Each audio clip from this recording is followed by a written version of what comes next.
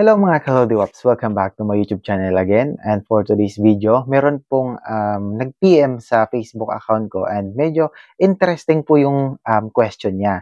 And nagpaalam ako na gawan ko na lang ng video dito sa YouTube channel kaya sasagutin ko po yung question niya through PM kasi siya lang yung may inform. So ang ginawa ko, gagawan ko siya ng video para maging aware din po yung mga ibang aplikante na gusto mag-apply dito sa Taiwan. And I'm pretty sure na magiging interested din kayo nito kasi malaking tulong to para makapag-decide kayo kung para sa inyo po ba talaga si Taiwan or hindi. Kaya kung excited or kung interested kang malaman, watch this video until the end. Ako nga pala si Ram and you are watching Ram's Diary. Yeah!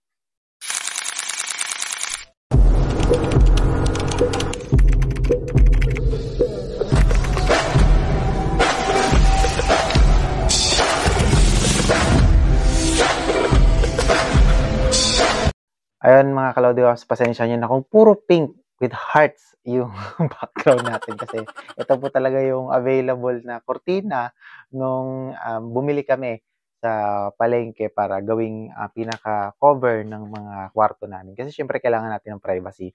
Pero sa totoo lang, ito is kwarto lang po talaga to na may bed. So wala po siyang kortina, kami lang po ang nag-improvise. So yun, back to the topic po tayo. Meron kasing nag-PM sa akin at ito po yung question niya. Ang sabi niya is, Sir, good AM. Important question lang. Sana masagot dito sa PM. Pero gaya ng sinasabi ko, ginawa ko siya na vlog. So, kabisado niyo po ba si Filipino Agency? I mean, yung mga kaibigan ko daw po kasi na nandyan na galing Filipino, ang laki kasi ng kaltas. Nag-apply kasi ako, may interview ako niyan ng 12 sa Winstron Company. Paano po ba malalaman kung malaki ang kaltas sa company or agency para lang po makapag-decide kung tutuloy if ever? Maselect, may iba pa naman pong option. Thank you. So, ito po yung pinaka-comment ko dun sa naging PM niya. Kaya kung ikaw ang nanonood ka, shoutout sa iyo, wait, ano pangalan? Si Raymart. Shoutout sa iyo, Raymart. So, ayun, sasagutin ko na yung tanong mo. Actually, yung mga agency po kasi dyan, sila po nagpa-process ng mga documents natin, di ba? Dyan sa Pilipinas. Kasi dalawa kasi ang klase ng pagpa-process ng documents.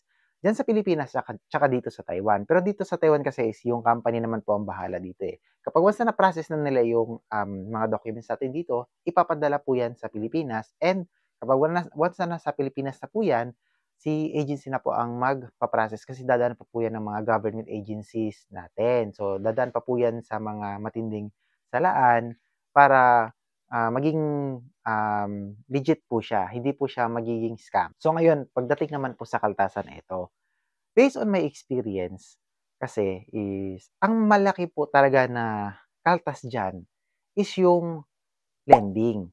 Kung meron po kasi kayong lending, malaki po talaga yung kakainin sa sweldo nyo yun. Kasi syempre, kailangan nyo po yung priority.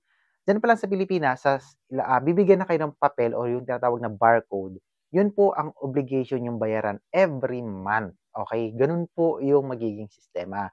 Pero kung wala po kasi kayong lending dyan sa Pilipinas, at for example, pag once na magbabayad na kayo ng placement fee, at kung sariling pera nyo po yung ginamit nyo, syempre, pagdating nyo po dito, wala po kayong babayarang monthly sa lending. Kasi hindi naman na po kasi yan, kapag once na-deploy na po tayo dito sa Taiwan, wala na po kasi tayong babayaran yan sa agency. Kasi ang agency po talaga, wala na po yung pakialam sa atin. Kasi kapag once na-deploy tayo dito, meron pong agency na hahawak sa mga migrant worker. Okay? Yun po yung tinatawag na broker. Yung broker po ang nagsisilbing agency ng mga foreign or migrant worker. Okay? Pagdating po natin dito, hindi po tayo direct hired kay company. May agency pa rin po na nag-handle sa mga Pinoy or mga foreign worker dito sa Taiwan. And pagdating niyo po dito sa Taiwan, meron po mga mandated na kinakaltas dito. Like labor insurance, health insurance, and taxes. Okay? Yung labor insurance po, sa totoo lang, tsaka health insurance, hindi naman po yan malaki. Okay? Kung sa pera dito sa Taiwan, nasa 1,000 mahigit lang po yan. Like for example, palagay lang natin bigyan ko kayo ng figures. Nasa 1,300.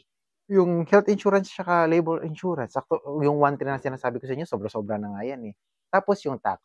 Yung tax kasi is depende po yan sa magkano ang sasahurin nyo. Like for example lang kumita kayo dito ng sumahod kayo dito ng 50, okay? 50,000 NT, okay? I'm talking about NT hindi to peso. Mga siguro ang ang ikakaltas sa inyo niyan, probably mga nasa 7 to 8,000 monthly 'yon. Pero depende nga 'yon sa sahod mo. Kasi kung hindi ka naman umabot ng 50, siyempre bababa po yung, ikakaltas sa iyo. Pero huwag kayong mag-alala kasi kung kakaltasan kayo ng gano'ng kalaki, meron ditong tinatawag na, tax refund. Okay, yearly po 'yun. Makukuha niyo rin po 'yun. Parang 'yun na po yung pinakaipon niyo, okay? Isipin mo, kung 8,000 yung kinakaltas sa inyo sa tax monthly, so yun din po yung, makukuha niyo next year. By next year makukuha niyo rin po yun. Ita-times niyo lang kung ilang buwan kayo naghuhulog, okey? Gano'n lang din naman, makukuha niyo lang din po kasi meron tinatawag dito na tax refund. Kaya hindi ko masabi kung bakit po sasabihin ng mga kakilala niyo dito na parang maraming kinakaltas, malalaki yung kinakaltas. And also meron din palang mga kinakaltas dito like for example sa company niyo kung kung kinakaltasan kayo ng dormitory fee, kuryente, tubig, okay, yun lang naman madalas na kinakaltas dito. Kasi hindi naman lahat ng company dito, kinakaltasan ng dormitory fee tsaka kuryente, tubig kasi yung iba naman is libre, okay? Ang naririnig ko dito is hindi naman lahat kasi ng company. Like for example sa 100 na 100 sa 100 na company, um, mga 60 out of 100 mga 60 companies ang libre ang dorm tsaka kuryente, tubig. Yung natitira na 40 companies, yun po yung mga naniningil ng, dormitory tsaka kuryente, tubig. Hindi po kasi pare-parehas. Kaya nga kung napunta ka sa magandang company na walang dormitory fee, walang kuryente, tubig, di malaking tipid mo. Pero kapag once napunta ka naman dun sa company na may babayaran kayong dormitory fee, well, gano'n talaga kasi siyempre saan ka tutuloy. And also mga dormitory fee naglalaro lang naman 'yan sa mga 2,000 mahigit, gano'n lang naman. Tsaka yung kuryente, tubig hindi rin naman kayo magkokonsumo ng ano niyan, ng libo mahigit, 'di ba? Kung sumasahod ka naman ng malaki. So, parang 'di ba ikaw rin naman ang magbe-benefit nun. So, actually hindi ko siya mag-grasp masyado kung bakit sinasabi ng iba na hindi worth it mag-Taiwan kasi maraming kaltas. Kasi yun lang naman yung mga na-experience at saka na-encounter ko mga kaltas dito sa Taiwan, eh. Tsaka yung mga pagkain naman kasi dito ang mura lang ho talaga ng mga cost of living sa totoo lang. Ang ang budget ko, sa isang buwan, pagkain 2,000 ang iniiwan kong budget sa ano, kasi yung sahod ko halos pinapadala ko lahat, kasi meron pa akong mga binabayarang utang sa Pinas, eh.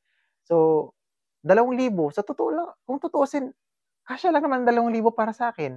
Kasi hindi rin naman ako magastos masyado, pero lang talaga kung gastador ka, hindi talaga kasya yun.